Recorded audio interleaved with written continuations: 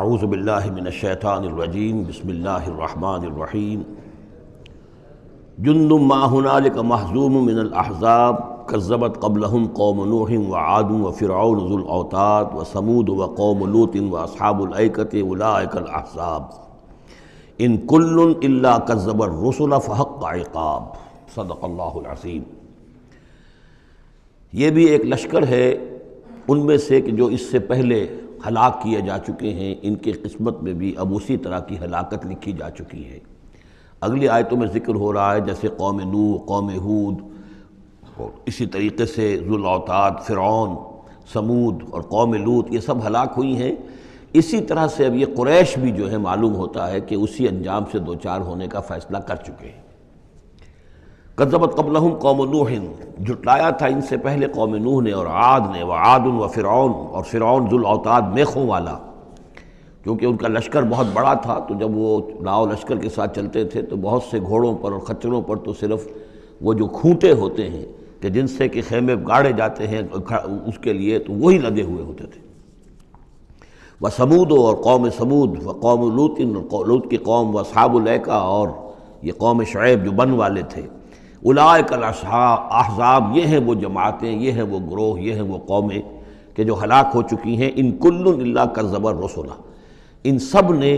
رسولوں کی تکذیب کی، فحق عقاب، تو وہ میرے سزا کے اور میری عقوبت کے مستحق ہو گئے۔ وما ينظر هؤلاء الا صيحة واحدة ما لها من فواق، اور یہ لوگ بھی اب منتظر نہیں ہیں مگر صرف ایک چنگھاڑ کے، ایک ہی چنگھاڑ ہوگی ہماری طرف سے، ما لها من فواق، جس میں کوئی وقفہ نہیں ہوگا، یہ ایک مسلسل۔ آپ دیکھیں کہ اگر کوئی زوردار آواز مسلسل چلے تو یہ انسان کی ہلاکت کا ذریعہ بن جائے گی۔ کبھی کبھی لاؤڈ سپیکر میں خرابی ہوتی ہے اور اس کی گونج پیدا ہوتی ہے، بسا اوقات نماز کے دوران اس کا تجربہ ہوتا ہے، تو جو کیفیت پھر ہو جاتی ہے انسان کی، حالانکہ وہ چند سیکنڈز کی بات ہے، 1-2 منٹ کی بات ہے، لیکن اگر زوردار آواز مسلسل چلے، ویسے بھی آج ہمیں معلوم ہے کہ یہ ساؤنڈ ویوز جو ہوتی ہیں یہ بھی ایک قسم کی انرجی ہے، اور ان ساؤنڈ ویوز کے ذریعے سے بھی یہ سارے کا سارا جو نظام ہے درم برم ہو سکتا ہے۔ یہ اگر اتنی زوردار ویوز ہوں تو ان سب کو توڑ پھوڑ کر رکھ دیں گے جو کہ مادی یہ اس وقت عالم ہے۔ تو ان وما ينظر هؤلاء، مطلب اللہ تعالیٰ کو کوئی اور بہت بڑا کوئی کام کرنے کی ضرورت نہیں ہوتی قوموں کو ہلاک کرنے کے لیے، ایک چنگھاڑ، وما ينظر هؤلاء الا صيحة واحدة ما لها من فواق، لیکن وہ رکے گی نہیں، بیچ میں دم نہیں لے گی، مسلسل۔ وقالوا ربنا عجل لنا قطنا قبل يوم الحساب، اور وہ کہہ رہے ہیں، اور یہ وہ استہزان کہا کرتے تھے کہ پروردگار یہ جو محمد کہہ رہا ہے صلی اللہ علیہ وسلم کہ ہمارا کوئی حساب کتاب ہونا ہے، تو جو ہماری بیلنس شیٹ ہے وہ ہمیں ابھی دے دے، یوم الحساب سے پہلے ہمیں تو ابھی وہ ہمارا بتا دے کہ کیا ہماری بیلنس شیٹ ہے۔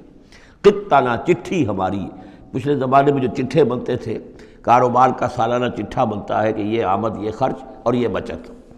ربنا عجل لنا، جلدی دے دے ہمیں، لنا قطنا، ہماری چٹھی، ہمارا کریڈٹ اور ڈیبٹ بیلنس جو ہے، بیلنس شیٹ دے دے، قبل یوم الحساب، اس یوم الحساب سے پہلے۔ اصبر علی ما یقولون، اے محمد صلی اللہ علیہ وسلم آپ صبر کیجئے جو کچھ یہ کہہ رہے ہیں۔ واذکر عبدنا داود، اور آپ تو ذرا تذکرہ کیجئے داود کا، ہمارے بندے داود کا، ذل اید، جو بڑی قوت والا تھا،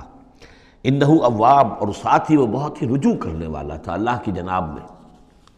انا سخرنا الجبال معہ، ہم نے تو اس کے ساتھ پہاڑوں کو مسخر کر دیا تھا، یسبحن بالعشی والاشراق، جو اس کے ساتھ ہی تسبیح کرتے تھے اس کی آواز میں آواز ملا کر، شام کو بھی اور صبح کے وقت بھی۔ والطیر محشورا، اور پرندے بھی کہ جو جمع کر دیے جاتے تھے، جو ان کے ساتھ مل کر حمد کے ترانے الاپتے تھے۔ کل لہ اواب، یہ سب کے سب اللہ کی طرف رجوع کرتے تھے، یا یہ کہ یہ سب کے سب رجوع کرتے تھے حضرت داؤد کی طرف، اور پھر داؤد جو ہے وہ گویا کہ ان سب کے ساتھ اللہ کی جناب رجوع کرتے تھے۔ وشددنا ملکہ وآتیناہ الحکمۃ وفصل الخطاب، اور ہم نے اس کی جو حکومت تھی اسے خوب مضبوط کیا تھا، اور ہم نے اسے حکمت عطا کی تھی اور فصل الخطاب بھی عطا کیا تھا، یعنی فیصلہ کن بات کہنے کی صلاحیت، ایسی بات کہی جائے جس سے کہ لوگ سب مطمئن ہو جائیں کہ ہاں یہ بات ٹھیک ہے، فیصلہ کن بات ہو، دو ٹوک ہو، اور یہ کہ سب کے لیے موجب اطمینان ہو۔ وَهَلْ أَتَاكَ نَبَأُ الْخَصْمِ، اب یہ جو 3-4 واقعات اس صورت میں آ رہے ہیں یہ مشکلات القرآن میں سے ہیں۔ اس کی وجہ یہ ہے کہ یہ ہیں واقعات، لیکن ان کی یہاں پہ صرف اشارے کنائے میں قرآن نے تذکرہ کیا ہے۔ ان کی تفصیل کے لیے اگر ہم رجوع کرتے ہیں تورات کی طرف تو وہاں ہمیں کچھ قصے ایسے ملتے ہیں کہ جو انبیاء کی شان سے پوری طرح مطابقت نہیں رکھتے، لہذا ایک بہت ہی یوں سمجھیے کہ ایک ہمارے لیے شش و پنج کا مسئلہ ہے کہ مفسرین واقعہ تو اس طرح کا ہے، معلوم ہوتا ہے کہ کہیں کوئی خطا ہوئی ہے اور ہو جاتا ہے، آخر نبی اور رسول جو ہے وہ بھی سب اللہ کے بندے تھے اور اللہ تعالیٰ کی طرف سے خصوصی حفاظت ان کی ہوتی تھی، وہ معصوم ہوتے تھے بئی معنی، یہ نہیں کہ ان کے اندر کوئی غلطی کا رجحان ہی کبھی پیدا نہیں ہو سکتا تھا، وہ تو اگر یہ رجحان ہی پیدا نہ ہوتا تو فرشتے ہوتے، پھر وہ انسان نہ رہتے، جب تک وہ انسان تھے تو اس رجحان کے پیدا ہونے کی نفی ہم نہیں کر سکتے، لیکن یہ کہ اللہ انہیں بچا لیتا تھا، روک لیتا تھا۔ تو وقت کے اوپر بچا لینا، روک لینا، جیسے حضور کے بارے میں آتا ہے کہ آپ اپنی وہ نوجوانی کے دور میں حضور فرماتے کہ 2 مرتبہ میں نے ارادہ کیا کہ وہ جو میلے ہوتے تھے جہاں پر کچھ وہ قصے کہانیاں ہوتی تھیں، وہاں پر فوش گوئی بھی ہوتی تھی، شاعر جو ہیں وہ ایسے ایسے اپنے قصیدے سناتے تھے، اپنے معاشقوں کی تفاصیل بیان کرتے تھے، تو 2 مرتبہ حضور کہتے ہیں میں نے ارادہ کیا کہ میں بھی ان میں جاؤں، دیکھوں کیا ہوتا ہے، وہاں پہ میں بھی شریک ہوں، لیکن دونوں مرتبہ یہ ہوا کہ فاصلے پر ہوتا ہوگا، ظاہر بات ہے کہ عین مکے میں تو نہیں تھا وہ، تو جیسے عکاس کا بازار جو ہے وہ ذرا فاصلے پر لگتا تھا،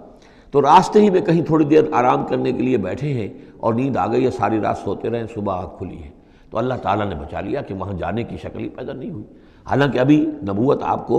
ویسے تو نبی پیدائشی نبی ہوتے ہیں، نبوت تو حضور فرماتے ہیں کہ مجھے مل چکی تھی جبکہ ابھی آدم کی روح جو ہے وہ ان کے جسد میں پھونکی نہیں گئی تھی، والآدم بین الروح والجسد، تو عالم ارواح میں بھی نبی کی روح جو ہے وہ تو اپنی اسی امتیازی شان کے ساتھ تھی، لیکن یہ کہ نبوت کا ظہور ہوا ہے جب آپ کی عمر 40 برس کی ہوئی ہے، لیکن اس سے پہلے بھی بچپن میں بھی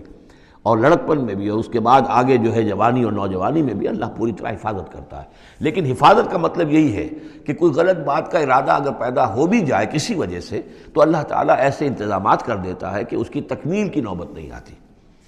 اب یہ جو ایک واقعہ ہوا ہے حضرت داؤد علیہ السلام کا، اس کے پیچھے جو قصہ بیان کیا گیا ہے جو تورات میں ہے، وہ تو یہ ہے کہ ان کی بہت سی بیویاں تھیں، یہ جو تعدد ازدواج 4 کی پابندی تو حضور کی شریعت میں آ کر ہوئی ہے، ورنہ اس سے پہلے تو آپ کو معلوم ہے بادشاہ لوگ جو ہوتے تھے ان کے حرم ہوتے تھے بڑے بڑے، تو حضرت داؤد علیہ السلام کا بھی بڑا حرم تھا، بیویاں تھیں بہت سی، لیکن اسی اثناء میں انہیں کسی اور عورت کے بارے میں ان کے دل میں خیال پیدا ہو گیا، رغبت ہوئی، اس سے وہ شادی کرنے کی خواہش پیدا ہوئی، اور وہ کسی شخص کے نکاح میں تھی۔ اس خیال کا دل میں آنا جو ہے بس اس کے اوپر ٹوکنے کے لیے کہ تم کیا سوچ رہے ہو، یہ غلط بات سوچ رہے ہو، اللہ تعالیٰ نے ایک شکل پیدا کر دی۔ وَهَلْ أَتَاكَ نَبَأُ الْخَصْمِ، اور کیا تمہارے پاس آ چکی ہے 2 دعوے داروں کی خبر، یعنی کچھ لوگ آئے تھے جن کا ایک مقدمہ تھا، ان کی خبر، اِذْ تَصَوَّرُوا الْمِحْرَابَ، جبکہ انہوں نے دیوار پھلانگ کر محراب میں، حجرے میں جہاں حضرت داؤد علیہ السلام اللہ کی عبادت میں یاد میں مشغول تھے وہاں پہنچ گئے، پہرے داروں وغیرہ سے سب سے بچ کر فصیل کو یا دیوار جو تھی اس کو پھلانگ کر آ گئے۔ اِذْ دَخَلُوا عَلَىٰ دَاوُودَ، اب جب وہ وہاں وہ تنہا اللہ کی یاد میں تھے، انہوں نے دیکھا داؤد نے کہ یہ 2 اشخاص آ گئے ہیں، فَفَزِعَ مِنْهُمْ، تو وہ ڈرے ان سے کہ پتہ نہیں کس نیت سے آئے ہیں، کس ارادے سے آئے ہیں، 2 انسان ہیں۔ قَالُوا لَا تَخَفْ، انہوں نے کہا کہ آپ ڈریں نہیں، خصمان بغا بعضنا علی بعض، ہم 2 ہیں ایک دوسرے کے مقابلے کے فریق، خصم کہتے ہیں جو ایک دوسرے کے بالمقابل ہوں، مخالف، ہم 2 مخالف ہیں، بغا بعضنا علی بعض، ہم میں سے کسی نے دوسرے پر زیادتی کی ہے، فاحکم بیننا بالحق، تو ہمارے مابین حق کے ساتھ فیصلہ کیجئے، ولا تشتت، اور دیکھیے اسے ٹالیے نہیں، آپ کہہ کہ کل آنا پرسوں آنا، یہ نہیں، یہ معاملہ ہمارا بڑا ایمرجنسی والا ہے، فوری طور پر ہم چاہتے ہیں کہ آپ ہمیں بتائیں، وَاهْدِنَا إِلَىٰ سَوَاءِ الصِّرَاطِ، اور سوائے الصراط، اور ہمیں پھر ہدایت دیجیے سیدھے راستے کی طرف کہ کیا کون سی شکل بہتر ہے، کون سا راستہ صحیح ہے۔ ان ھذا اخی، اب یہ جو مدعی تھا وہ کہہ رہا ہے یہ میرا بھائی ہے، لہو 99 نعجۃ، اس کے پاس 99 دمبیاں ہیں، یعنی اس کا جو ہے بہت بڑا جو ہے ریوڑ ہے اس کے پاس، ولی نعجۃ واحدہ، میری ایک ہی دمبی ہے۔ اصل میں اس تورات کے واقعے کو اگر ہم سمجھیں تو اس کا مطلب یہ ہے کہ ایک شخص کے پاس 99 بیویاں ہیں، میرے پاس صرف ایک بیوی ہے۔ فقال اکفلنیہا، اب وہ کہہ رہا ہے کہ یہ بھی مجھے دے دے، وعزنی فی الخطاب، اور اس نے مجھے دبا لیا ہے، یعنی دباؤ ڈال رہا ہے مجھ پر، پریشرائز کر رہا ہے، جو گفتگو کرتا ہے تو بڑے زوردار انداز میں کرتا ہے۔ قال لقد ظلمک بسؤالک، بسؤال نعجتک الی نعاجہ، حضرت داؤد نے فوراً کہا کہ یہ تو بڑی ظلم کی بات ہے، واقعتاً اس نے بہت ظلم کیا تمہارے اوپر کہ تمہاری دمبی جو ہے اب اس پر بھی اس کی نظر ہے اور وہ اس کو چاہتا ہے تم سے لے لے اور اپنی دمیوں میں اس کو بھی شامل کر لے ریوڑ میں۔ وَإِنَّ كَثِيرًا مِنَ الْخُلَطَاءِ لَيَبْغِي بَعْضُهُمْ عَلَى بَعْضٍ، اور یقیناً جن لوگوں کا معاملہ مشترک ہوتا ہے، قریبی رشتہ دار ہوتے ہیں، قرابت دار ہوتے ہیں، جس کو پنجابی میں شریکہ کہتے ہیں، یہ شریکے والوں میں ہوتا ہی ہے کہ ایک دوسرے پر کوئی زیادتی کر بیٹھتے ہیں۔ وَإِنَّ الْخُلَطَاءَ كَثِيرًا مِنَ الْخُلَطَاءِ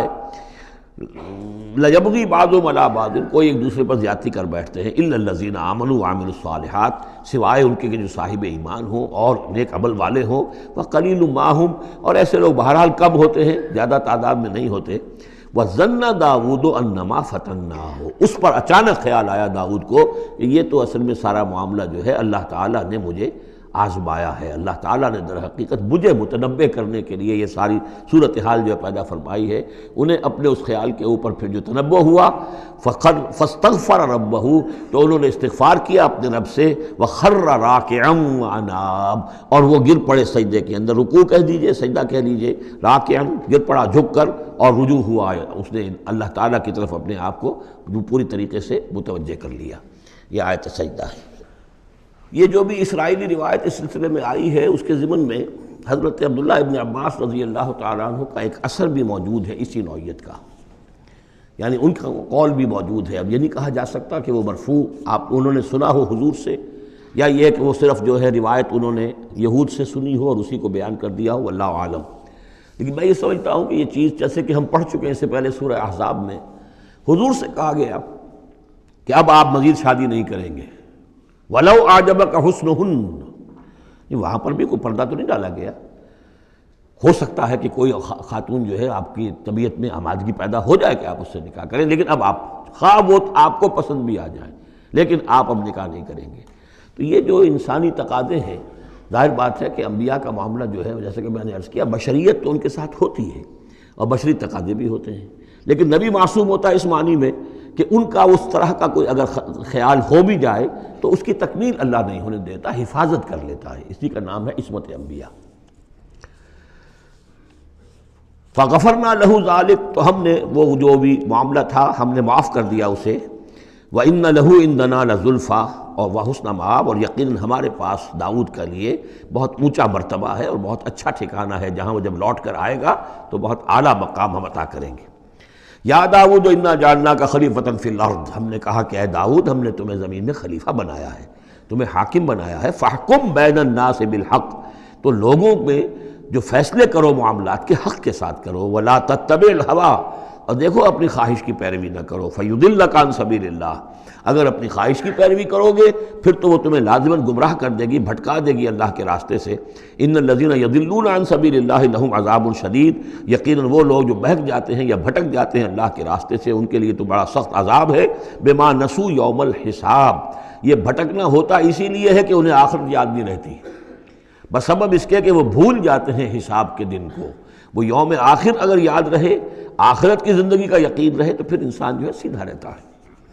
وما خلقنا السماء والارض وما بینہما باطلا، اور ہم نے جو کچھ کے آسمانوں میں ہے اور زمین میں ہے اور جو کچھ ان کے مابین ہے اسے بیکار پیدا نہیں کیا۔ اب یہ وہی لفظ آ گیا ہے دوبارہ جو سورہ آل عمران میں تھا، ربنا ما خلقت ھذا باطلا سبحانک فقنا عذاب النار۔ اس کے علاوہ سورہ مومنون میں آ چکا ہے، افحسبتم انما خلقناکم عبثا وانکم الینا لا ترجعون۔ تو یہ عبث اور بیکار کام کرنا اللہ کی شان سے بہت ہی یوں سمجھیے کہ بعید ہے۔ ذالک ظن الذین کفروا، یہ گمان تو ان لوگوں کا ہے جنہوں نے کفر کیا ہے۔ فویل للذین کفروا من النار، تو ہلاکت اور بربادی اور تباہی ہے ان کافروں کے لیے آگ کی۔ ام نجعل الذین آمنوا وعملوا الصالحات کالمفسدین فی الارض، ذرا یہ سوچیں کیا ہم ان لوگوں کو جو ایمان لائے اور جنہوں نے نیک عمل کیے بنا دیں گے ویسا جیسا کہ وہ لوگ ہیں کہ جنہوں نے زمین میں فساد مچایا؟ یعنی یہ سوچو کہ دنیا میں کچھ لوگ ہیں نیکوکار ہیں، بھلائی کے کام کر رہے ہیں، کچھ ہیں بدماش ہیں، شریر ہیں، بد امنی پیدا کرتے ہیں، لوٹ مار کرتے ہیں، لوگوں پر ظلم کرتے ہیں، تو اگر آخرت نہ ہو تو پھر تو بڑا ظلم ہو گیا۔ یہ نیکوکار تو گھاٹے میں رہ گئے، بدماش عیش میں رہے، جن کے لیے کوئی اسکروپلز نہیں ہے، کوئی اصول نہیں ہے، ان کے لیے نہ دیانت ہے نہ امانت ہے، کچھ نہیں ہے، جہاں داؤ لگ جائے جہاں ہاتھ پڑ جائے وہ حاصل کرنے کے لیے تیار ہے، اپنی تمام خواہشات کی جو ہے وہ تکمیل کرنے کے لیے ہر دم جو ہے وہ تیار ہیں، دیکھتے نہیں جائز ہے کہ ناجائز ہے، تو وہ تو پھر نفع میں رہے۔ اگر کوئی آخرت نہیں ہے تو پھر نفع میں وہ رہے، گھاٹے میں یہ رہے جو بیچارے بچ بچ کر چلتے ہیں، کسی کا دل نہ میں دکھا دوں، کسی کا حق نہ مار لوں، کسی پر زیادتی نہ کر بیٹھوں، میں حلال کھاؤں، جائز کھاؤں، محنت سے اور سچ بولوں، جھوٹ نہ بولوں، وہ تو پھر گھاٹے میں رہیں گے۔ آخرت ہونا لازمی ہے۔ اس کا تو مطلب یہ کہ پھر دنیا بیکار پیدا ہوئی۔ اگر آخرت نہیں ہے تو پھر انسانی زندگی کا، خصوصاً انسان میں جو اخلاقی حص ہم نے پیدا کی ہے، یہی تو ہے جو حیوان میں اور انسان کے درمیان بہت بڑا فرق ہے۔ ان کی جبلت ہے صرف، باقی کوئی اخلاقی حص ان کے اندر نہیں، لیکن انسان کے اندر تو اخلاقی حص ہے، جبلت بھی ہے اور اخلاقی حص بھی ہے۔ تو اس اخلاقی حص کا نتیجہ کیا نکلا؟ الٹا نکل رہا ہے۔ تو نتیجتاً دلغوش ہونا چاہیے۔ ام نجعل الذین آمنوا وعملوا الصالحات کالمفسدین فی الارض ام نجعل المتقین کالفجار، کیا ہم اپنے متقی بندوں کو برابر کر دیں گے ان فاجروں اور فاسقوں کی؟ کتاب انزلناہ الیک مبارک، یہ کتاب ہے قرآن جو ہے نبی ہم نے آپ پر نازل کی ہے، مبارک، بہت بابرکت ہے۔ یہ برکت کے لفظ کو یہاں سمجھ لیجئے۔ برکہ عربی زبان میں کہتے ہیں کسی شے میں سے اس کے خیر کو نکالنے والی شے، وہ برکت ہے۔ کوئی شے پوٹینشلی آپ میں ہے، لیکن یہ کہ وہ ڈورمنٹ پڑی ہوئی ہے، سوئی ہوئی ہے، اور اس کو آپ ایکسپلائٹ نہیں کر رہے، استعمال نہیں کر رہے، آپ کو اس کا شعور بھی نہیں ہے، احساس بھی نہیں ہے۔ کوئی شے جو آپ کو اس کا احساس دلا دے، پھر آپ اپنی اس صلاحیت کو استعمال کریں، ایکسپلائٹ کریں، اسے بروئے کار لائیں، وہ شے برکت والی ہوئی۔ تو یہ لفظ آتا ہے قرآن مجید میں، یا تو بام مبارکہ، باران رحمت، بارش برستی ہے، زمین میں وہ پوٹینشل رویدگی موجود ہے، ڈورمنٹ ہے، بیج پڑے ہوئے ہیں، پانی آتا ہے، جذب ہوتا ہے، آسموسس شروع ہوتا ہے، پانی داخل ہوتا ہے بیج کے اندر، وہاں کو حرکت شروع ہوتی ہے، اب وہاں سے وہ جو رویدگی نکل رہی ہے اور وہ بیج جو ہے اس سے اب دو پتیاں نکلی ہیں، تو مام مبارکہ۔ اسی طرح یہ کتاب مبارک ہے اس معنی میں کہ انسان کے اندر اللہ نے جو خیر ودیت کیا ہوا ہے، موجود ہے، اس کی روح میں ہے نور تجلی بھی اسی خاک میں پنہاں، غافل تو نرا صاحب ادراک نہیں ہے، وہ ہے تمہارے اندر، لیکن یہ کہ وہ ڈورمنٹ ہے، اس کو نکال کر برآمد کرنا، اس کو سامنے لانا، اس نیکی کو بروئے کار لانا، اس روح کی اور روحانیت جو ہے اس کی نشو و نما، اس کا پروان چڑھنا، یہ اس کتاب کا نتیجہ ہے۔ تو یہ کتاب مبارک ہے۔ کتاب انزلناہ الیک مبارک لیدبروا آیاتہ ولیتذکر اولو الالباب، یہ مبارک ہے، بابرکت ہے، تاکہ وہ تدبر کریں اس کی آیات پر، اور تاکہ جو ہوش مند لوگ ہیں وہ اس سے سبق حاصل کریں۔ وَوَهَبْنَا لِدَاوُودَ سلیمان، اور ہم نے داؤد کو سلیمان جیسا بیٹا عطا کیا، نعم العبد، بہت ہی اچھا بندہ تھا ہمارا، انہ اواب، اور یقیناً وہ بھی ہماری طرف رجوع کرتا رہتا تھا، ہماری طرف ہی رجوع رہتا تھا، توجہ رکھتا تھا، دھیان ہمارے ساتھ لگائے رکھتا تھا۔ اذ ورد علیہ بالعشی الصافنات الجیاد، جب یہ کہ شام کے وقت ان کے سامنے پیش کیے گئے، یعنی جیسے انہوں نے پہلے ہم پڑھ چکے ہیں کہ انہوں نے اپنی فوجوں کی انسپیکشن کی تھی، تو وہ فوجیں کہ جو انسانوں کی بھی تھیں، جنوں کی بھی تھی، یوزعون، ان کی ریجیمنٹس بنائی گئی تھیں، بٹالینز بنائی گئی تھیں، اس میں پرندے بھی تھے۔ اسی طریقے سے اب جو گھوڑے رکھے ہوئے تھے جہاد کے لیے، ظاہر بات ہے کہ گھوڑے، کیولری جو ہے وہ تو زمانے میں اصل شے تھی، تو اس کو انہوں نے جو شام کے وقت انسپیکشن پریڈ کوئی ہوئی گھوڑوں کی، تو وَإِذْ عُرِضَ عَلَيْهِ بِالْعَشِيِّ الصَّافِنَاتُ الْجِيَادُ، تو بہت ہی عمدہ، بہت اعلیٰ نسل والے، بہت عمدہ جو گھوڑے تھے، ان کو اس کے سامنے پیش کیے گئے، معائنہ کر رہے تھے حضرت سلیمان۔ فَقَالَ إِنِّي أَحْبَبْتُ حُبَّ الْخَيْرِ عَنْ ذِكْرِ رَبِّي، ہوا یہ کہ اس میں کچھ دیر ہو گئی، شام کا وقت تھا اور سورج جو ہے وہ غروب ہو گیا، عصر کی نماز ان کی قضا ہو گئی، جیسے کہ حضور کی عصر کی ایک نماز قضا ہوئی تھی غزوہ احزاب میں، اور اس پر حضور نے لعنت فرمائی تھی پھر کفار پر کہ ان کی وجہ سے ہماری آج عصر کی نماز، اور خاص طور پر جس کو صلاۃ الوسطیٰ عام طور پر چونکہ گمان ہے، وہ آج ہماری قضا ہو گئی، تو عصر کی نماز ان کی قضا ہو گئی۔ تو انہوں نے کہا کہ مجھے یہ جو حب الخیر، یہ خیر ہے نا، یہ گھوڑے جو ہیں یہ خیر ہے، دولت ہے، ایک آدمی کی بہت اچھی جو ہے پونجی ہے، اس کی محبت نے، انی احببت حب الخیر عن ذکر ربی، میں اس کی محبت میں اتنا مصروف ہو گیا، اتنا مشغول ہو گیا کہ اپنے رب کا ذکر جو ہے وہ بھول گیا۔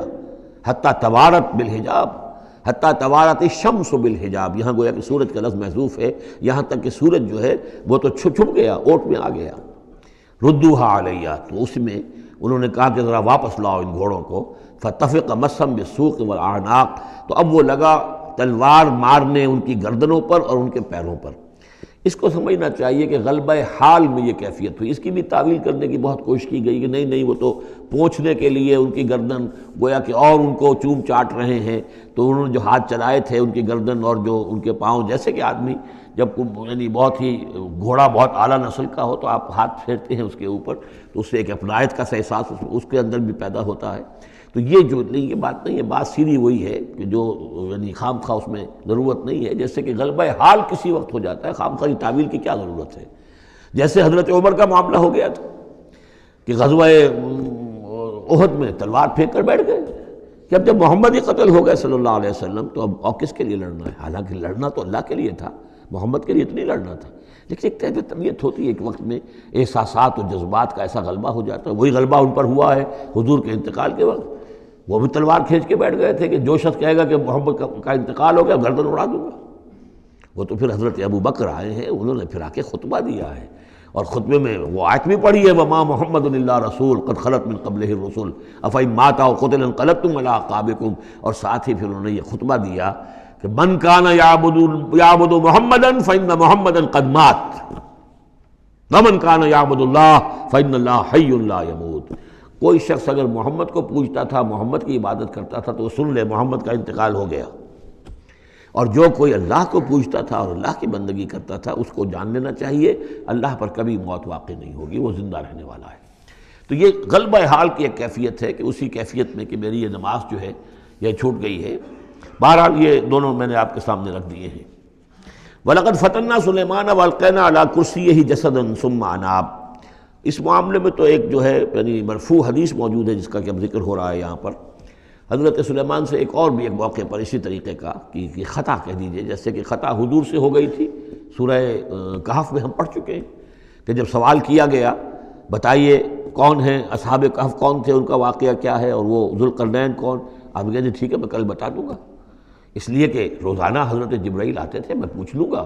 اور مجھے جواب مل جائے گا، میں تمہیں دے دوں گا، لیکن کئی دن تک حضرت جبرائیل نہیں آئے۔ اب پھر دیکھیے کہ آپ کی جان جو ہے وہ ضیق میں آ گئی کہ نہیں آ گئی، لوگوں نے تالیاں پیٹ دی، بس چھٹی گم ہو گئی، کہاں ہے اب تمہاری وہ وحی، اور کہاں تمہارے پاس وہ ذریعہ علم۔ اس کے بعد پھر وحی نازل ہوئی تو ساتھ ہی وہ آیت بھی سورہ کہف میں نازل ہوئی وَلَا تَقُولَنَّ لِشَيْءٍ إِنِّي فَاعِلٌ ذَلِكَ غَدًا إِلَّا أَن يَشَاءَ اللَّهُ۔ آئندہ کبھی اے نبی کسی بھی کام کے بارے میں کبھی ہرگز یہ نہ کہیے گا یہ کام میں کل کر دوں گا مگر اس استثناء کے ساتھ اگر اللہ نے چاہا، انشاءاللہ، اگر انشاءاللہ میرا ارادہ ہے انشاءاللہ میں یہ کام کر دوں گا، انشاءاللہ کے بغیر۔ ہم لوگ جو کہتے رہتے ہیں تو ہماری کوئی حیثیت نہیں ہے کہ اس پر پکڑا جائے ہمیں، لیکن جو بڑے لوگ ہوتے ہیں، جو عظیم شخصیات ہوتی ہیں، تو ان کے لیے یہ معاملہ جو ہے وہ اتنا ہی سخت ہوتا ہے اللہ کا، پھر ان کی گرفت بھی ہوتی ہے تو چھوٹی چیز پر ہوتی ہے، بڑے لوگوں کی چھوٹی چیز پر بھی بڑی سخت گرفت ہوتی ہے، یہ قاعدہ قانون ہے۔ تو اسی طرح کا معاملہ انشاءاللہ ہی کہنے کا معاملہ ہو گیا ہے کہ جو بھول گئے یا کسی وجہ سے حضرت سلیمان کا اصل میں ان کا کوئی معاملہ ہوا اپنے کچھ سپہ سالاروں سے، ناراض ہوئے ان سے، اور انہوں نے سمجھا کہ شاید تم یہ سمجھتے ہو کہ میری جو طاقت اور حکومت ہے وہ تمہارے ہی بل پر قائم ہے،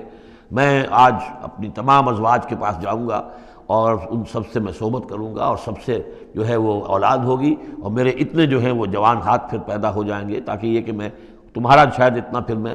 دست نگر نہ رہوں۔ اس طرح سے انہوں نے کچھ کہا اور ساری اس ایک رات میں اپنی تمام بیویوں کے ساتھ انہوں نے صحبت کی، لیکن یہ کسی بیوی کو حمل نہیں ہوا، ایک کو ہوا تو اس کا بھی کوئی بچہ جو ہے ادھورا سا، وہ 7 ماسہ ہوگا 6 ماسہ ہوگا، وہ پیدا ہوا، دائی نے لا کر ان کے تخت پر رکھ دیا، اور شاید اس کا چرچا بھی ہو گیا تھا کہ انہوں نے یہ بات کہی تھی، تو اب پورے گویا کے درباریوں میں بھی اس کی شہرت تھی کہ دیکھیں اب کیا ہوتا ہے ان کے ساتھ، تو اس معاملے میں انہیں کچھ سبکی اٹھانی پڑی، وہ ہے وہ واقعہ جو یہاں بیان ہو رہا ہے۔ وَلَقَدْ فَتَنَّا سُلَيْمَانَ، اور اسی طرح ہم نے فتنے میں ڈالا تھا سلیمان کو، وَأَلْقَيْنَا عَلَىٰ كُرْسِيِّهِ جَسَدًا ثُمَّ أَنَابَ، اور ہم نے اس کے تخت پر ایک ایسا جسد لا کر لوتھڑا سا ڈال دیا تھا، وہ دائی نے لا کر ڈالا کہ یہ وہ آپ کی جو تھی قسم، اس کا یہ نتیجہ ہے اللہ کی طرف سے۔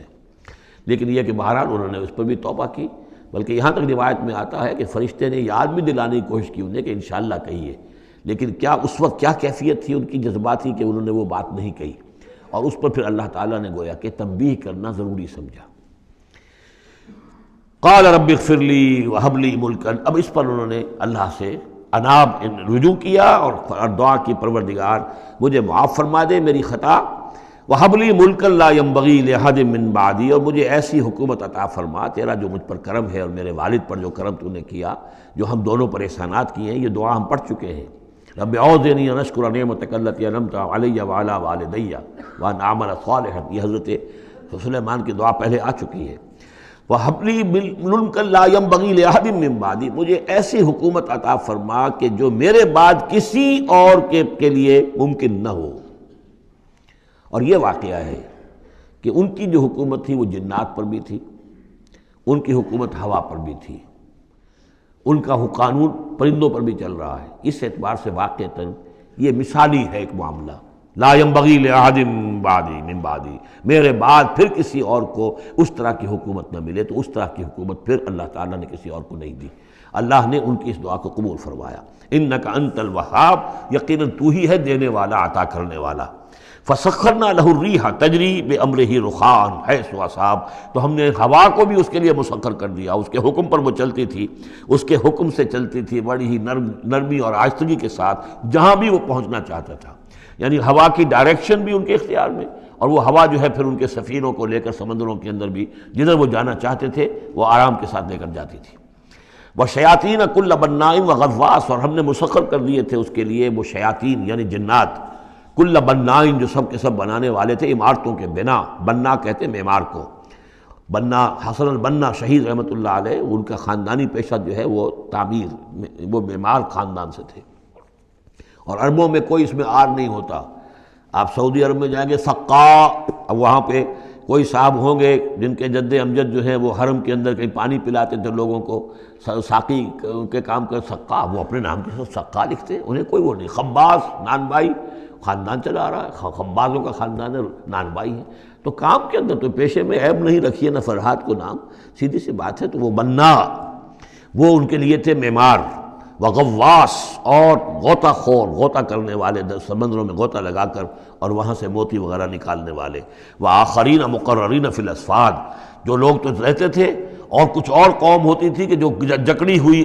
زنجیروں میں، یہ جنات کی طاقت جو ہے ایک نفری وہ ہوتی تھی جو رکھی رہتی تھی کہ جہاں ایمرجنسی میں ضرورت ہو تو پھر ان کو وہاں سے استعمال۔ وَلِلَّهِ مَا فِي السَّمَاوَاتِ وَمَا فِي الْأَرْضِ، اور ہم نے ان سے کہہ دیا تھا اے سلیمان، یہ ہماری عطا ہے تمہارے لیے، فَمْنُنْ أَوْ أَمْسِكْ، چاہو تو یہ تقسیم کرو لوگوں کے اندر، لوگوں پر احسان بھی کرو، اور چاہو تو اپنے پاس رکھو بغیر حساب۔ بہرحال ہم نے اس پر حساب کوئی نہیں رکھا، ہم تم سے اس پر کوئی حساب نہیں لیں گے۔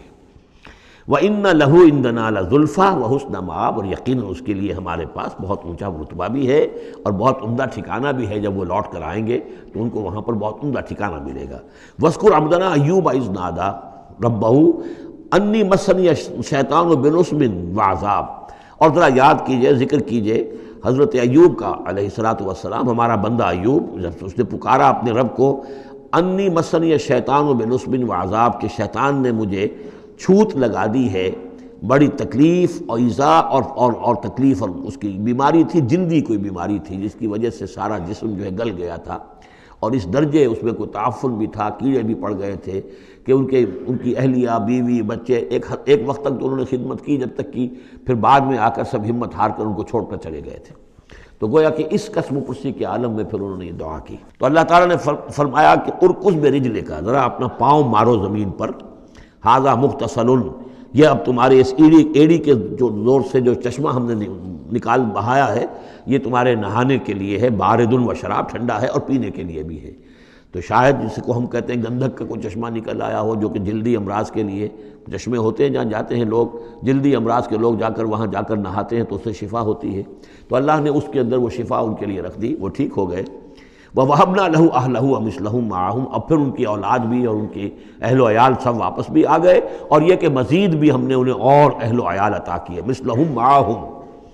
رحمتم منا، یہ سب ہماری جانب سے رحمت کا مظہر تھا، وذکریٰ، اور یاد دہانی اور نصیحت، لأولی الالباب، ہوش مند لوگوں کے لیے۔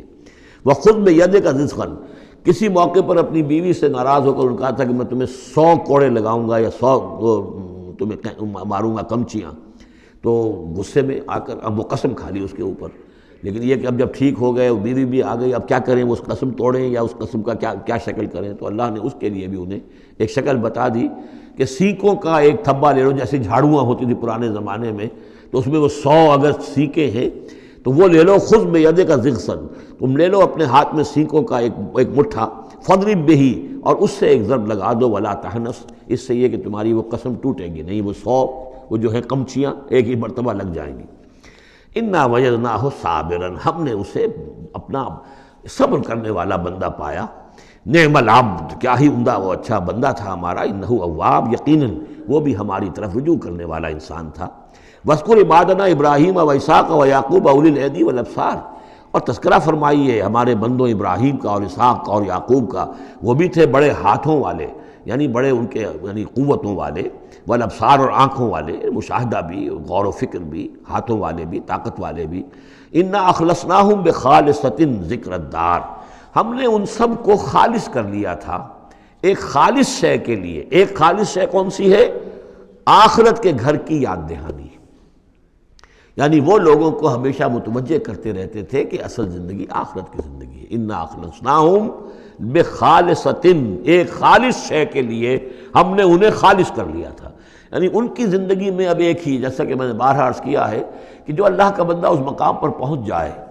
پھر واقعہ یہ ہے کہ اسے دنیا کی دولت سے دلچسپی نہیں، دنیا کی کسی اور دوسری چیز کی طرف رغبت نہیں، اس کے وقت کا، اس کا ایک ایک منٹ، اس کی توانائی جو بھی اللہ نے اس کو دی ہے، اس کا خون کا ایک ایک قطرہ وقف ہو جاتا ہے پھر اس کام کے لیے کہ خلق خدا کو خدا کی طرف بلائے، اللہ کی طرف بلائے، اور انہیں بچائے آخرت کے انجام سے، برے انجام سے۔ اس کے سوا کیا ہو؟ جیسے ہمارے شیخ معین الدین اجمیری رحمۃ اللہ علیہ، وہ آئے تھے ہندوستان میں، اگر اس وقت آ کر بیٹھے ہیں اجمیر میں، جبکہ اجمیر ابھی جو ہے وہ کفر کا گڑھ تھا، راجپوتوں کا مرکزی مقام، اس لیے کہ شیخ علی حجویری جو لاہور میں ہیں، جن کو داتا گنج بخش کہتے ہیں، وہ تو اس وقت آئے ہیں لاہور میں جبکہ لاہور اسلامی حکومت میں شامل ہو چکا تھا۔ لیکن یہ کہ یہ معین الدین اجمیری، چونکہ ابھی تک مسلمانوں کی حکومت وہاں تک نہیں پہنچی تھی، جو سمجھیے اجمیر جو ہے وہ تو راجپوتوں کا گڑھ، اور اس میں جو ہے وہاں جا کر بیٹھ کے اللہ کا بندہ اور دعوت دے رہا ہے، اور کاروبار تو کوئی کرنے نہیں آئے تھے وہ، بلکہ یہ کہ اللہ کی طرف بلانا۔ تو اس کے لیے ہم نے خالص کر لیا تھا۔ جو بھی اللہ کا بندہ اپنے آپ کو اس کے لیے خالص کر لے، وہ گویا کہ اللہ تعالیٰ کے مصطفین میں سے ہو جاتا ہے، وہ لفظ آگے آ رہا ہے۔ انا اخلصناہم بخالصۃ ذکر الدار وانہم عندنا لمن المصطفین الاخیار، اور یقیناً وہ ہمارے ہاں، ہمارے نزدیک وہ بڑے چنے ہوئے لوگ ہیں، اچھے لوگوں میں سے، نیک لوگوں میں سے چنے ہوئے لوگ، چنیدہ لوگ۔ جو شخص اپنی زندگی کا ہدف اسی کو بنا لے، مقصد اسی کو بنا لے، جینا مرنا اسی کے لیے ہو جائے، تو ظاہر بات ہے کہ اللہ تعالیٰ کے یہاں پر اس کا اونچا مقام ہے۔ وَاذْكُرْ اسماعیل والیسع وذا کے فلور ذکر کیجئے اسماعیل کا بھی اور یسع۔ اب ان کے بارے میں صحیح طور پہ ہم کچھ نہیں کہہ سکتے، یہ دو جو ہیں یسع اور ذوالکفل کے بارے میں تو میں عرض کر چکا ہوں کہ ایک گمان یہ ہے، اور مجھے اس سے اتفاق ہے کہ یہ گوتم بدھ کی طرف اشارہ ہے، وہ اللہ کے نبی تھے۔ ذوالکفل، پے یہاں فے سے بدل گیا ہے، کپل وستو کا شہزادہ،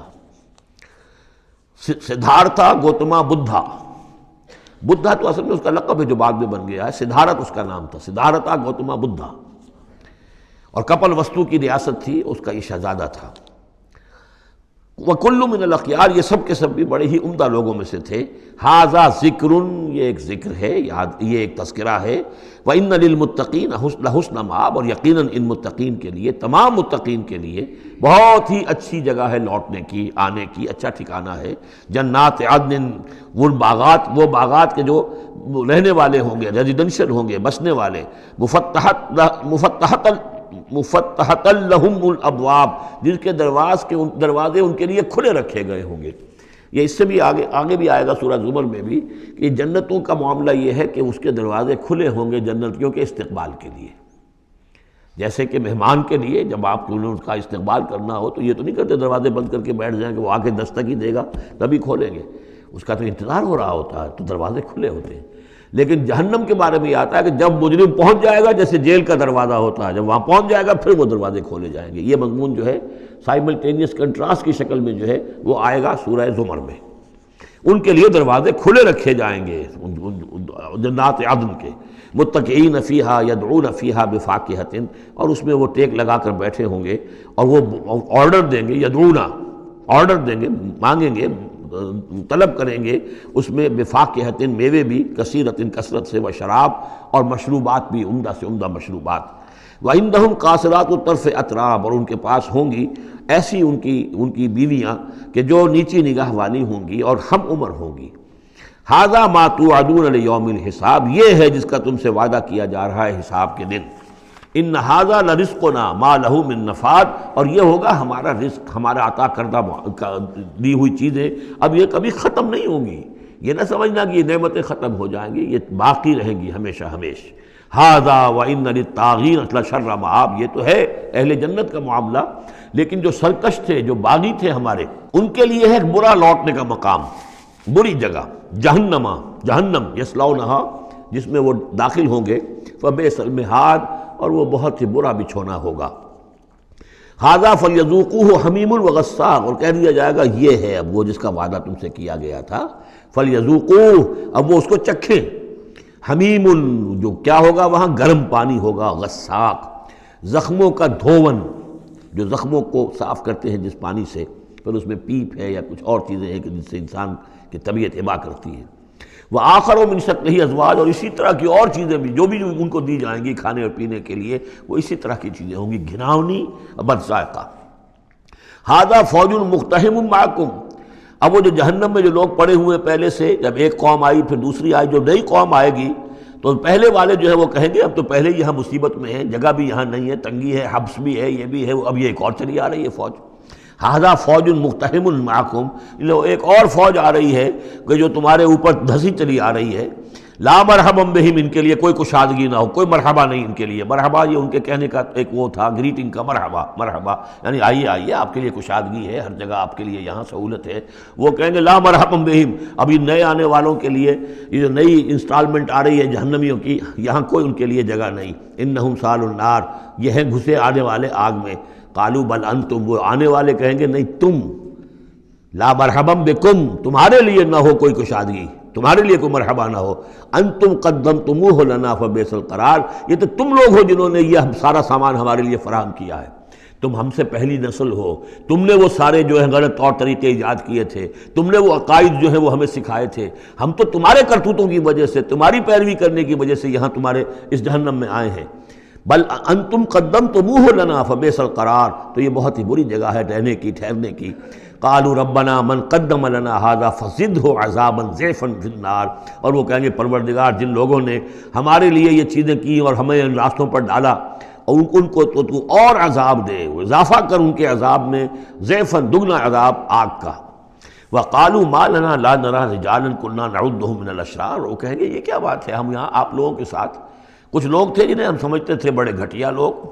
ان کی کوئی حیثیت نہیں تھی، کمی کاری لوگ تھے، وہ محمد پر ایمان لے آئے تھے صلی اللہ علیہ وسلم، وہ ہم تو ان کو استہزائی کرتے رہے. وہ یہاں نظر نہیں آ رہے آپ کے پاس، ظاہر بات ہے وہ تو جنت میں گئے، وہ یہاں تھوڑا ہی ہوں گے. تو وما لنا لا نرى رجالا، اور کیا ہوا ہے کہ ہم نہیں دیکھ رہے ان لوگوں کو، وہ یہاں نظر نہیں آ رہے کہ جن کو ہم كنا نعدهم من الاشرار، جنہیں ہم برے لوگ سمجھتے تھے. اتخذناہم سخریا، کیا ہم نے ان کو صرف ایسے ہی جو ہے ایک یعنی ہنسی ٹھٹا بنا لیا تھا. ام زاغت عنہم الابصار، یا ہماری نگاہیں جو ہیں ان سے کج ہو گئی ہیں، دیکھ نہیں پا رہی ہیں، ہم انہیں دیکھ نہیں پا رہے، ہماری نگاہیں جو ہیں ان سے چوک رہی ہیں. ان ذالک لحق تخاصم اہل النار، تمہیں یقین رکھنا چاہیے کہ یہ سب کچھ جو ہم بیان کر رہے ہیں حق ہے. یہی جھگڑا اور یہی جو ہے ان جہنمیوں کے مابین یہی تکرار ہوگی. قل انما انا منذر، کہہ دیجئے نبی کہ میں تو بس ایک منذر ہوں، خبردار کرنے والا. وما من الہ الا اللہ الواحد القہار، نہیں ہے کوئی الہ معبود سوائے ایک اللہ کے جو الواحد ہے، اکیلا ہے اور قہار ہے، پوری طرح چھایا ہوا ہے. رب السماوات والارض وما بینہما العزیز الغفار، وہ آسمانوں اور زمین کا رب ہے، مالک ہے، اور جو کچھ ان کے مابین ہے اس کا بھی العزیز ہے، زبردست، اور الغفار ہے، بخشنے والا. قل هو نبأ عظیم، میں نبی کہہ دیجئے یہ ایک بہت بڑی خبر ہے جو محمد لے کر آئے ہیں صلی اللہ علیہ وسلم. یہ وہی لفظ ہے کہ اس سے آخری پارہ شروع ہوتا ہے، اما یتساءلون عن النبأ العظیم الذی هم فیہ مختلفون کلا سیعلمون ثم کلا سیعلمون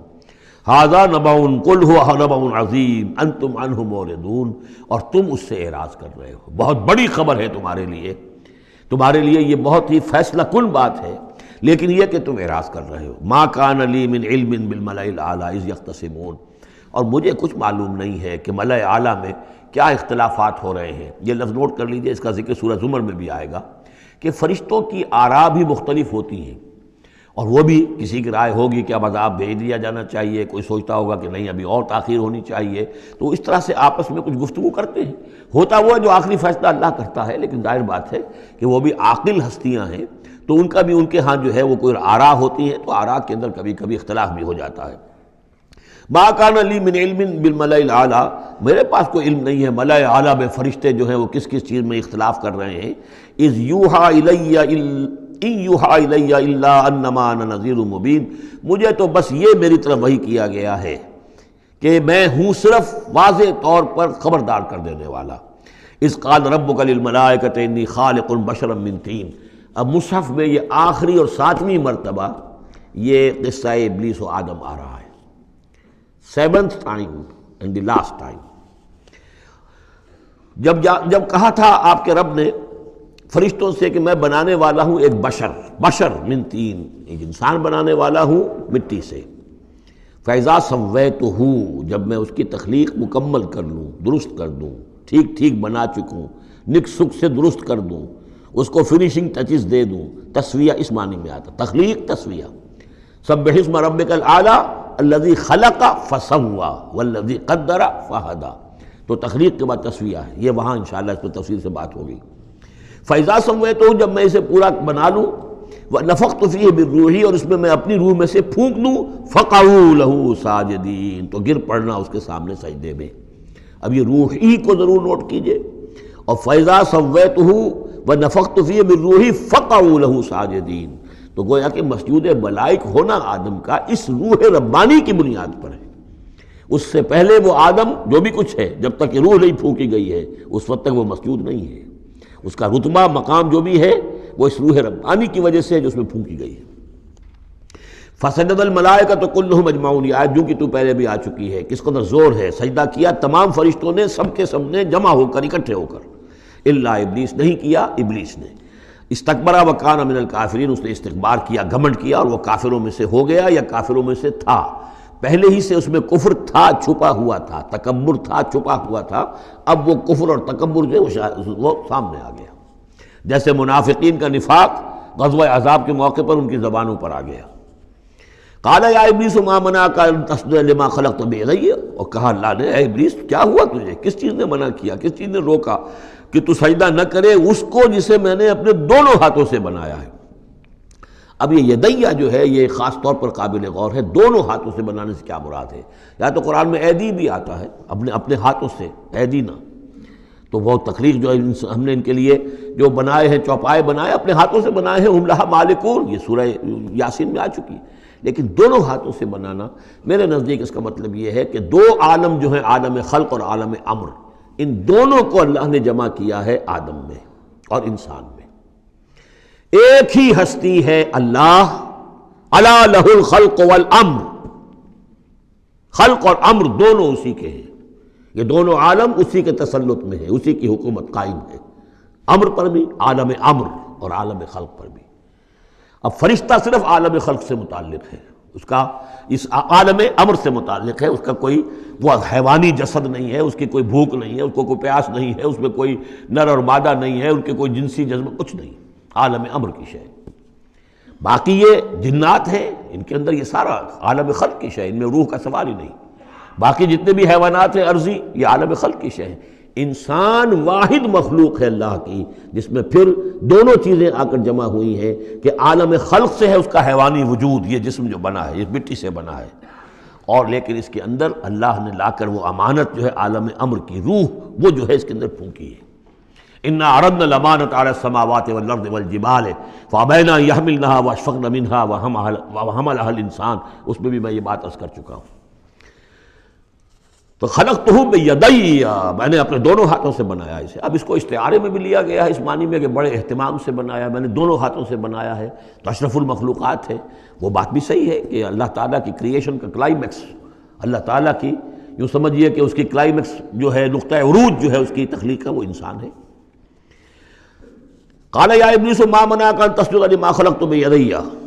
استکبرت ام کنت من العالین، کیا تم نے غرور کیا، استکبار کیا یا تو ہے ہی بہت بڑے درجے میں تھا، کوئی تیرا درجہ بہت بلند تھا؟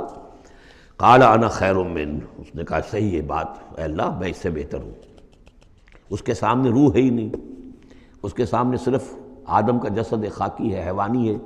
تو جھوٹ نہیں کہہ رہا اس کے اعتبار سے، اس کے مشاہدے کے اعتبار سے بات صحیح ہے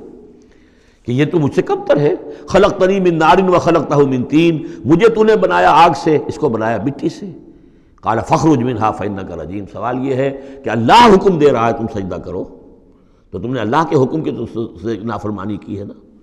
فاخرج منہا، نکل جاؤ اب یہاں سے، فانک رجیم، تم مردود ہو گئے ہو، وان علیک لعنتی الی یوم الدین، اور اب تم پر آخرت کے دن تک، اگلے وہ جزا و سزا والے دن تک تم پر لعنت رہے گی، میری لعنت۔ قال رب فانظرنی الی یوم یبعثون، اس نے کہا کہ پروردگار پھر مجھے ذرا مہلت دے اس دن تک جب کہ یہ دوبارہ اٹھائے جائیں گے، آدم اور اس کی نسل پوری کی پوری۔ قال فانک من المنظرین، اللہ تعالیٰ نے اسی یعنی استحقار کے انداز میں ٹھیک ہے جاؤ، تمہیں یہ دی گئی مہلت جو تم نے مانگا ہے، گرانٹڈ۔ الی یوم الوقت المعلوم، اس وقت کے دن تک جو معلوم ہے، طے شدہ ہے، یوم یبعثون جب آنا ہے اس وقت تک کے لیے تمہیں مہلت دے دی گئی۔ قال فبعزتک لأغوینہم اجمعین، اب اس نے کہا جب تو نے مجھے مہلت دے دی ہے تو اے اللہ تیری عزت کی قسم، تیرے اقتدار اور اختیار کی قسم، میں ان سب کو گمراہ کر کے رہوں گا، الا عبادک منہم المخلصین، سوائے اس میں سے تیرے وہ بندے جنہیں تو خود اپنا بنا لے۔ مخلص، مخلص نہیں، مخلص۔ قال فالحق والحق اقول، اب حق ہے اور میں تو کہتا ہی حق ہوں، میری ہر بات حق ہوتی ہے۔ لَأَمْلَأَنَّ جَهَنَّمَ مِنْكَ وَمِمَّنْ تَبِعَكَ مِنْهُمْ أَجْمَعِينَ، تو میں بھی بھر دوں گا پھر جہنم کو تجھ سے، اور جو بھی ان میں سے تیری پیروی کریں گے ان سب سے جہنم کو بھر کر رہوں گا۔ قُلْ مَا أَسْأَلُكُمْ عَلَيْهِ مِنْ أَجْرٍ، اب یہ بات بتا کے اب حضور سے کہا جا رہا ہے نبی کہیے میں نے تم سے اس پر کوئی اجرت تو نہیں مانگی، میں تمہیں یہ خبریں سنا رہا ہوں، غیب کی وحی جو مجھے آ رہی ہے وہ سنا رہا ہوں، ازل کے جو واقعات ہیں جو اس وقت ہوئے تھے وہ باتیں بتا رہا ہوں، تو میں نے تو اس پر کوئی تم سے اجرت نہیں مانگی، تم سے کوئی انعام طلب نہیں کیا۔ قُلْ مَا أَسْأَلُكُمْ عَلَيْهِ مِنْ أَجْرٍ وَمَا أَنَا مِنَ الْمُتَكَلِّفِينَ، اور یہ بھی تم جانتے ہو، اچھی طرح جانتے ہو، قَدْ لَبِثْتُ فِيكُمْ عُمُرًا،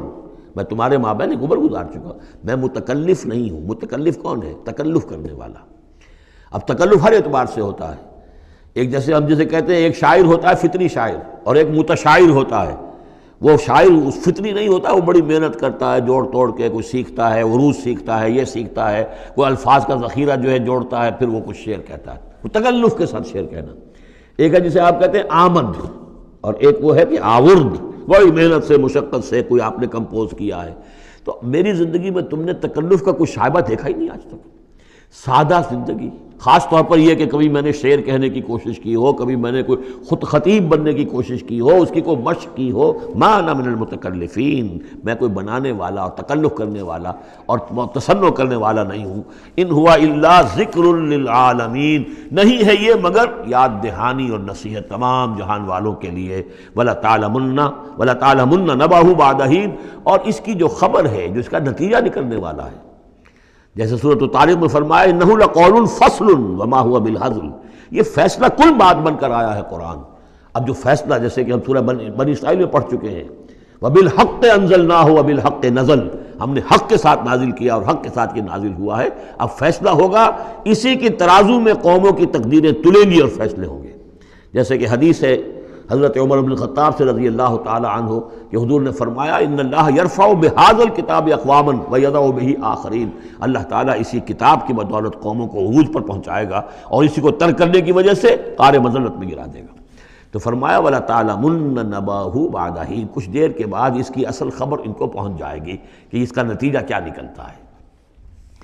یہاں وہ 5 صورتیں ختم ہو گئی ہیں اس دوسرے، بلکہ جیسا کہ میں نے عرض کیا تھا کہ یہ جو گروپ ہے چوتھا، یہ 13 صورتیں مکیات ہیں اس کے اندر۔ ان میں 5 ہیں یہ سورہ یاسین بالکل وسط میں، ان 5 میں 2 ادھر ہیں، دونوں الحمدللہ سے شروع ہوئی ہیں، سورہ سبا، سورہ فاطر۔ 2 ادھر ہیں، سورہ صافات اور صاد، اس میں بھی صاد آیا ہے، صافات کے ساتھ اس کی مناسبت ہے۔ اس کے بعد 8 صورتیں وہ آ رہی ہیں کہ جن کو ہم سمجھیں گے جو اس وقت کا ترتیب ہے مصحف کی، کہ کورسپونڈنگ ترتیب جو ہے وہ ہے سورہ الفرقان سے لے کر اور سورہ سجدہ تک جو 8 صورتیں آئی تھیں، گویا کہ اسی طرح کی 8 صورتیں یہ آ رہی ہیں۔ ان میں بھی 7 وہ تھیں کہ جو حروف مقطعات سے شروع ہوئیں، 4 الف لام میم سے، 2 طاسین میم سے، 1 طاسین سے۔ البتہ ایک وہ تھی جو بغیر حروف مقطعات کے شروع ہوئی ہے، سورۃ الفرقان۔ یہاں بھی یہ ایک سورت جو شروع ہو رہی ہے سورہ زمر، یہ بغیر حروف مقطعات کے ہے۔ باقی 7 صورتیں جو ہے حامیم حامیم حامیم حامیم، ان میں سے ایک جو ہے وہ حامیم عین سین قاف، لیکن حامیم کا سلسلہ چلے گا۔ یہ 7 صورتیں در حقیقت ایک سیکوینس میں ہیں، اور لیکن یہ بھی ہے معنوی طور پر یہ بھی اسی میں شامل ہے۔ اور ان میں سے اب یہ سمجھ لیجئے کہ جو پہلی 4 صورتیں ہیں ان کا مرکزی مضمون ہے توحید عملی۔ ایک ہے توحید عقیدے کی توحید، اللہ کو ایک ماننا اکیلا، لا ضد لہ ولا ند لہ ولا مثل لہ ولا مثال لہ ولا مثیل لہ، اس کے جیسا کوئی نہیں ہے، نہ صفات کے اعتبار سے نہ ذات میں، کوئی اس کا کفر نہیں ہے، لم یلد ولم یولد، یہ سب کیا ہے؟ یہ عقیدہ ہے۔ ایک ہے عمل کی توحید، توحید عملی، وہ کیا ہے؟ عمل کی توحید کیا ہے؟ توحید فی العلم عمل، اور جس کو کہ امام ابن تیمیہ رحمۃ اللہ علیہ نے ایک اور بڑی خوبصورت اصطلاح استعمال کی ہے، توحید فی الطلب، توحید فی العقیدہ اور توحید فی الطلب۔ وہ طلب جو ہم پڑھ چکے ہیں سورہ حج میں، ضعف الطالب والمطلوب، یہ طالب و مطلوب کا جو ریلیشن شپ ہے، ہر انسان کا کوئی نہ کوئی مطلوب ہے، کوئی آئیڈیل ہے، کوئی آدرش ہے، کسی کے لیے وہ جی رہا ہے، کسی مقصد کے لیے۔ ایک انسانوں کی عظیم اکثریت ہے جو حیوانی سطح پر زندگی گزار رہے ہیں، جن کا کوئی مقصد زندگی ہے ہی نہیں۔ انسٹنکٹس جیسے کہ حیوانات ہیں، پیٹ میں بھوک لگی ہے وہ کھائے گا، ادھر ادھر منہ مارے گا۔ اسی طریقے سے اس کا جنسی جذبہ، اس کا ایک نظام ہے، اس کے تحت ہی ہوتا ہے۔ اس میں جنسی جذبہ اس طرح کا بھی نہیں ہے کہ بعض انسان جو ہے وہ سور بن جاتے ہیں جنسی اعتبار سے، وہ نہیں ہے ان کا ایک نظام ہے، بس انسٹنکٹ کے تحت ہے چل رہا۔ تو جو لوگ صرف اسی پر کھانا پینا، بچے پیدا کرنا، ان کو پال دینا، اگر یہ کام کر رہے ہیں، کوئی ان کی زندگی میں مقصد ہے ہی نہیں، تو وہ نرے حیوان ہے، انسان ہے ہی نہیں۔ اولئک کالانعام بل ھم اضل، وہ چوپایوں کے مانند ہیں بلکہ ان سے بھی گئے گزرے ہیں۔ انسان کہلانے کا مستحق کم سے کم وہ شخص ہے کہ جس نے زندگی میں کوئی نہ کوئی مقصد معین کیا ہو۔ کس لیے جینا ہے، کس لیے مرنا ہے، زندگی کاہے کے لیے؟ وہ مقصد تو کیا ہے؟ اصل میں تو کیا تھا؟ اپنے رب کو چاہو، اس سے محبت کرو، اس کو مطلوب بناؤ، تمہارا مطلوب صرف اللہ ہو، لا مطلوب الا اللہ، لا مقصود الا اللہ، لا محبوب الا اللہ۔ یہ تھا جس کے لیے تمہیں جینا تھا، اسی کے لیے تمہیں مرنا تھا۔ ان صلاتی و نسکی و محیای و مماتی للہ رب العالمین۔ جس شخص کی یہ توحید نہیں ہے وہ عقیدے کی توحید لیے پھرے، عمل میں مشرک ہے، شرک فی العمل، جس کا تذکرہ پہلے بھی ہو چکا ہے، لیکن ان صورتوں میں اب ایک بڑے سیکوینس کے ساتھ آئے گی بات۔ ویسے وہ آیت ہم پڑھ چکے ہیں، ارأیت من اتخذ الہہ ہواہ افانت تکون علیہ وکیلا۔ اے نبی، آپ نے اس شخص کو دیکھا جس نے اپنی خواہش نفس کو اپنا معبود بنا لیا، تو کیا آپ ایسے شخص کی ذمہ داری لیں گے؟ وہ کہتا تو ہے اپنے آپ کو میں موحد ہوں، اپنی خواہشات نفس، اپنے نفس کے کسی مطالبے کو پورا کر رہا ہے۔ یہ دیکھے بغیر کہ اللہ نے اس کو حلال کیا یا حرام کیا ہے، تو اس کا معبود تو اس کا نفس ہے، اللہ کہاں ہے؟ ہاں، اللہ کے لیے بھی جا کے نماز پڑھ لیتا ہے، لیکن دوسری طرف وہ نفس کو اپنا معبود بنا کے شرک کر رہا ہے۔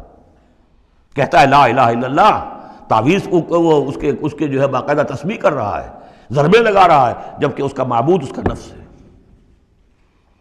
اسی طریقے سے حدیث میں آیا تعیس عبد الدینار و عبد الدرہم، ہلاک ہو جائے یا ہلاک ہو گیا درہم و دینار کا بندہ۔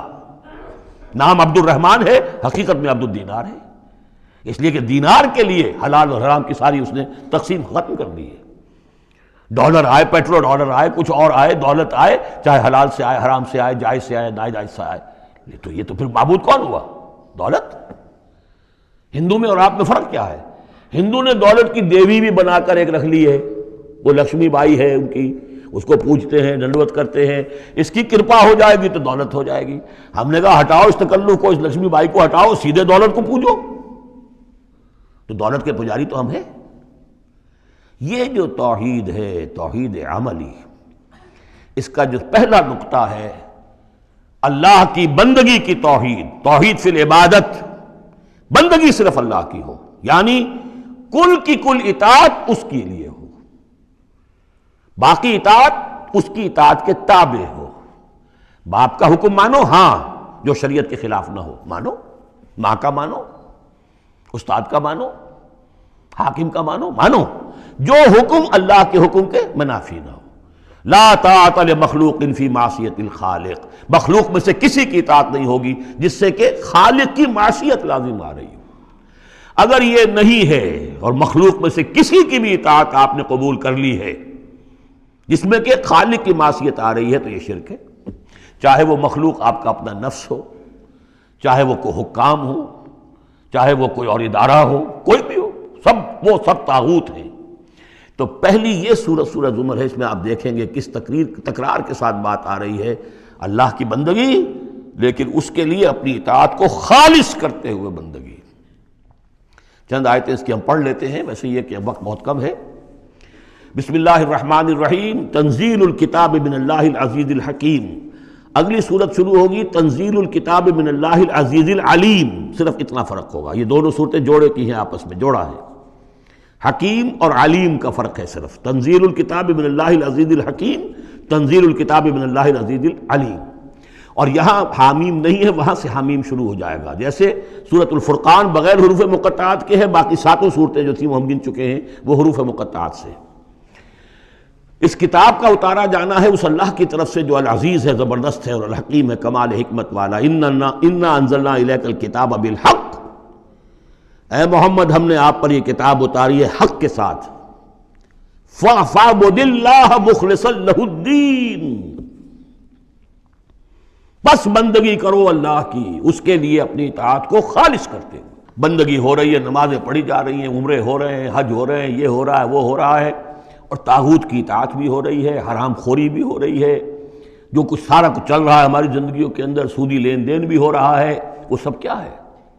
یہ تو خالص بندگی تو نہ ہوئی اللہ کی، یہ تو بڑی پالیوٹڈ ہے، اس کے اندر تو بڑی بڑی گندگیاں شامل ہیں۔ فاعبد اللہ مخلصا لہ الدین، اس کے لیے اپنی اطاعت کو خالص کرتے ہو۔ الا للہ الدین الخالص، آگاہ ہو جاؤ، اللہ کے ہاں قبول ہے صرف وہ اطاعت جو خالص ہو۔ کچھ آدھی اللہ کی آدھی کسی اور کی، دفع کرو، وہ آدھی یہ بھی اسی کو دے دو۔ اللہ بہت غیور ہے، وہ قبول نہیں کرتا۔ میرا بننا ہے تو پورے میرے بنو۔ یا ایھا الذین آمنوا ادخلوا فی السلم کافہ، اسلام میں داخل ہونا پورے کے پورے آنا پڑے گا۔ اور اگر تم نے یہ کیا، افتؤمنون ببعض الکتاب وتکفرون ببعض، ہماری کتاب کے ایک حصوں کو مانا، ہماری شریعت کے بعض احکام کو مانا اور بعض کو ٹھکرا دیا، پاؤں تلے رون دیا۔ فما جزاء من يفعل ذلك منكم الا خزي في الحیاۃ الدنیا ویوم القیامۃ يردون الى اشد العذاب۔ تو جو لوگ یہ طرز عمل اختیار کریں گے ان کی سزا اس کے سوا کچھ نہیں کہ دنیا کی زندگی میں ذلیل و خوار کر دیے جائیں اور قیامت کے دن شدید ترین عذاب میں جھونک دیے جائیں۔ تو دنیا کی رسوائی تو ہمارے سامنے، ہمارے ماتھے پر لکھی ہوئی ہے۔ 150 کروڑ یا 130 کروڑ دنیا میں ہوتے ہوئے عزت نام کی کوئی شے ہمارے پاس نہیں۔ جو بھی بین الاقوامی معاملات ہیں ان میں کوئی ہم سے کوئی رائے لیتا ہی نہیں۔ الا للہ الدین الخالص، آگاہ ہو جاؤ کہ اللہ کے ہاں مقبول اگر ہوگا تو دین خالص۔ والذین اتخذوا من دونہ اولیاء، اور وہ لوگ جنہوں نے اللہ کے سوا کچھ اور کو اولیاء بنایا ہوا ہے، ما نعبدہم الا لیقربونا الی اللہ زلفیٰ، اور کہتے ہیں ہم ان کو نہیں پوجتے، ہم تو اصل میں اللہ ہی کو پوجتے ہیں، ان کو صرف اس لیے پوجتے ہیں کہ یہ ہمیں اللہ سے قریب کر دیں گے، یہ وسیلے ہیں، ان کے ذریعے سے ہم اللہ کے قریب ہو جائیں گے، اس لیے پوجتے ہیں۔